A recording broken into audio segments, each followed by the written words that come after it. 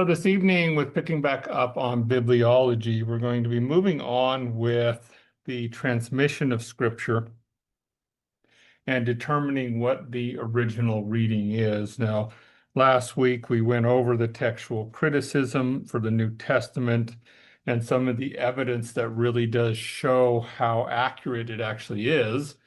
You know, when we're talking about like the King James Bible, and especially when we're looking at some of the Greek ones, whether it's the critics text or the majority text, we actually have a very solid understanding of by far the majority of what the original letter wrote, 99+%. So it's quite incredible. And we talked about that a bit.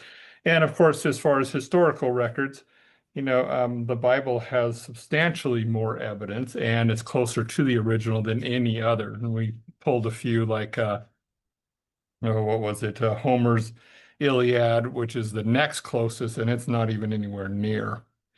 We also then kind of went through some of the general copies and the types of fragments and stuff. And I know some of this stuff can be a little, when you're not looking at the technical part of it, it can be a little boring, but what it does show us all is there is evidence behind the text that we actually have.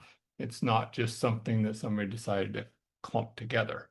And of course, we showed an example of something that a men tried to do, which is the Quran, and how because of the way the Quran was done, there is no way to identify if the words that Muhammad spoke were actually the ones that are in the Quran.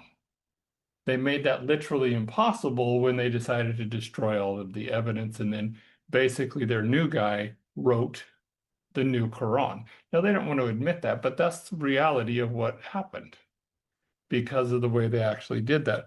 Well, Scripture didn't permit that, and that has to do with our families. We have three families. You have your Alexandrian, your Byzantine, and your Western families.